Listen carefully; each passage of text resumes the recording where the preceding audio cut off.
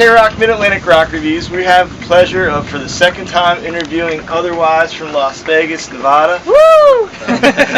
Big crowd back behind the camera. We've got Corky and Ryan here, and it's my pleasure to talk to you guys again. And the first thing I want to ask you about is a real big show coming up called Rock Allegiance. Can you tell us a little bit about that festival, and maybe who you might be excited to see that you haven't seen before? Well, I guess we're extremely stoked to be playing with Stone Temple Pilots. Headliner. Yeah. I think it's any better than that. Yeah, right. Yeah, we're excited to see them too. Yeah, exactly. We have not seen them before. So we're really looking forward to sharing the stage with them. It's amazing to be able to say that. Yeah, but the whole festival, like, what is it, like 3 Days Grace and Seether and Daughtry and Run of the Mud and Who's who of everybody. yeah, Blackstone Cherry, Charm City Devils, like it Fuel, even it's a great bill. So I just go straight to SCP. Yeah. Stoked about that. Now, I've asked other bands this, is it more fun? You're going to be like more of a club venue tonight. You're here on the East Coast in a nice, you got a bunch of people in there. Is it more fun or just different playing a club show versus that giant festival? Is one more fun than the other? Well, being from Vegas, we're used to the club dates and the club shows, so it's kind of like, even though we're across the country, it's like playing at home, playing in, you know, these fun bars where people just want to party and drink, and they're real up close. But I would be lying if I said the festival dates weren't awesome. Yeah. There's a certain threshold at about 5,000 people where it turns from like, and that threshold is rather nice to cross every once in a while.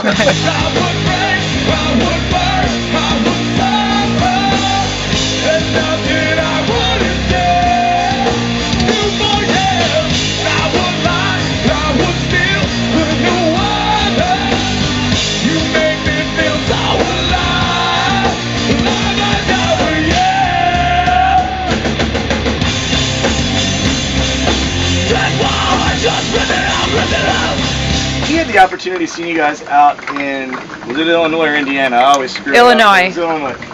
And at the end of that show, you guys did an acoustic version of Heaven. Is that a tradition for you guys that you kind of do a show after the show, or was that a special thing? That's the only time we've seen you in a small. Okay. That was the only time we had done that. Maybe we'll do it tonight again. You know. Yeah. It was very nice. That was a off the cuff like decision and moment there. So Yeah, that was happened. cool. It was the last date of that run, and we had been out for 3.5 months, and we were leaving to come back home to Vegas right after. We're like, you know what, let's do something special, and let's do that song. Calling across the divide, will I see you?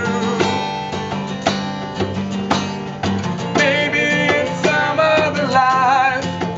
So if you hear me now, won't you just send me a sign? I see your face in the clouds, the moon and the stars when they shine.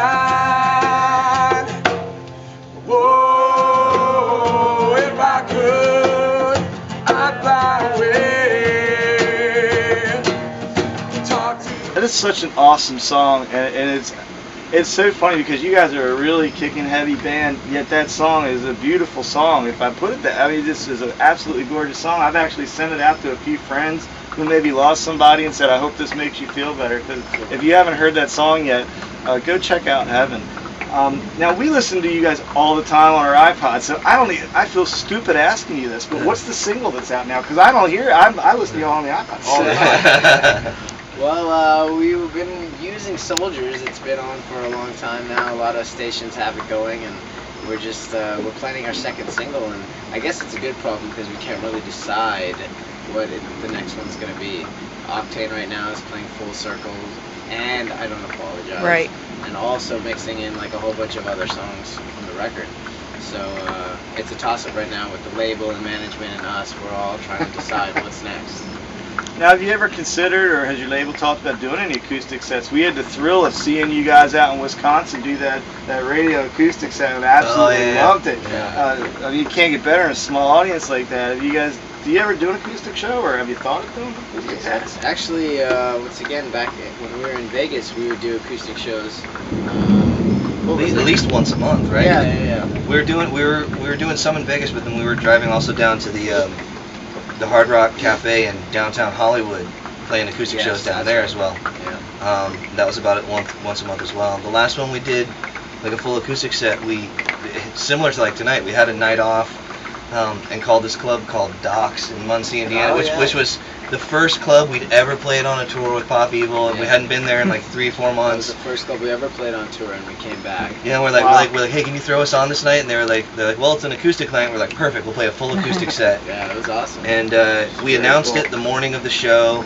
A bunch of people showed up, and it was all these people that knew like all these words to our songs. And since it was acoustic, like you could hear them over the acoustic guitars and everything. They had a drum set in the corner, and so we were plugged in, but like full acoustic show. It was a lot of fun. I have a feeling we're gonna do that again. Yeah. Like maybe even schedule an acoustic tour one of these days after the full cycle of the album.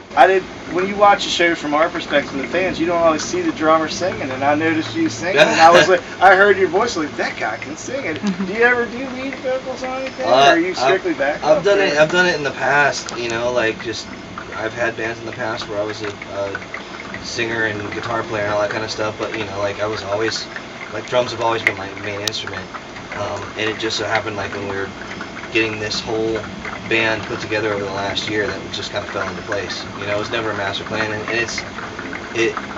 it's not always easy having the microphone in the way behind the drums. I want him to get that boy band microphone. Right.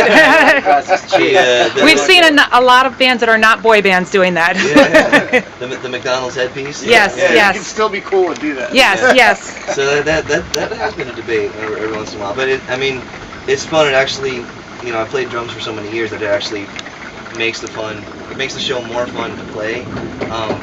Being able to harmonize with Adrian throughout the set, it's a lot of fun. We are the ones who will never be broken. Without final breath, fight to the death. We are soldiers. We are soldiers. We are the ones who will not go broken. We will not sleep. We are not sheep. We are soldiers. We are soldiers. We saw a picture of you guys at the White House. What was the deal here? What happened at the White House? Well, what was that? We played a show at the Fillmore in Silver Springs, and afterwards, I have never been there. Our sound engineer Andy and our bassist B have not been there either.